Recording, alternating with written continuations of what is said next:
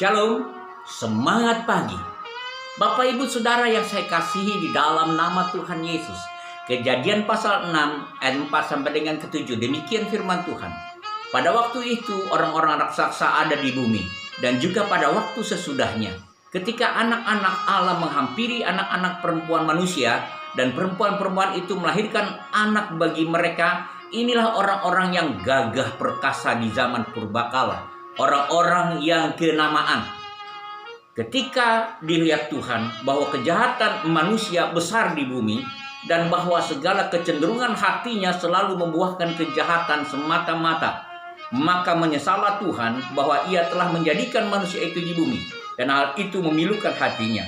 Berfirmanlah Tuhan, aku akan menghapuskan manusia yang telah kuciptakan itu dari muka bumi, baik manusia maupun hewan, dan binatang-binatang melata, dan burung-burung di udara, sebab aku menyesal bahwa aku telah menjadikan mereka.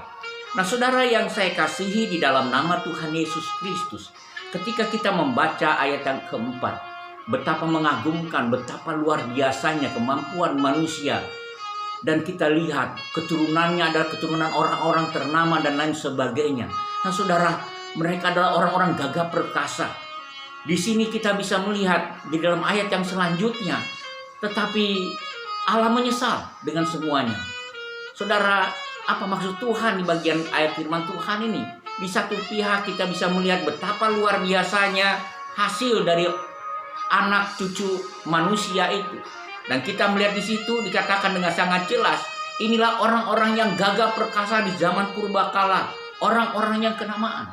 Nah, saudara, mari kita bersama-sama melihat dalam bagian firman Tuhan ini. Allah tidak mencari sesuatu yang mengagumkan, perbuatan yang mengagumkan saudara, atau kemampuan saudara, atau segala hal kepandaian saudara, kekuatan saudara sebagai manusia.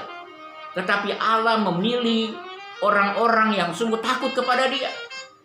Buat apa kekayaan? Buat apa ketenaran? Buat apa kekuasaan? Buat apa ketampanan atau kecantikan jika mereka sungguh-sungguh tidak hidup di dalam kasih karunia Tuhan, tidak hidup di dalam keinginan dan kehendak Tuhan? Allah berkata kepada mereka, maka Allah menyesal. Saudara yang saya kasihi, mari kita bersama-sama. Jika saudara terlahir dengan wajah yang tampan, jika saudara lahir dengan wajah yang cantik, jika saudara terlahir dengan kecerdasan yang luar biasa tingginya, jika saudara lahir dengan banyak kemampuan dalam hidup saudara, jika saudara lahir begitu tenar, begitu ternama, dan saudara punya kekuasaan yang hebat, itu tidak akan sangat berarti dalam kehidupan kita jika kita tidak melakukan kehendak Tuhan. Karena jika kita tidak melakukan kehendak Tuhan, segala yang kita punya itu sia-sia. Sebab Allah berkata, Ia menyesal menjadikan kita dan Dia akan memunahkan kita.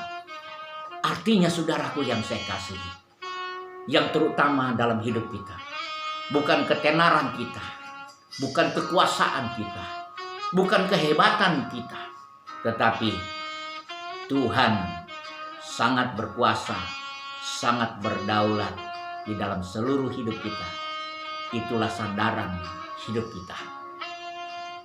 Saudara, hari ini pas saudara bekerja, saudara berkarya bagi Tuhan, ingatlah bahwa sesungguhnya Tuhanlah yang memberkati segala kemampuan, segala yang Tuhan inginkan dan kekuatan hidup saudara, segala kecerdasan, ketampanan, dan kecantikan saudara, segala hal kelebihan dalam hidup saudara, sesungguhnya Tuhanlah yang memberikan itu dalam hidup saudara.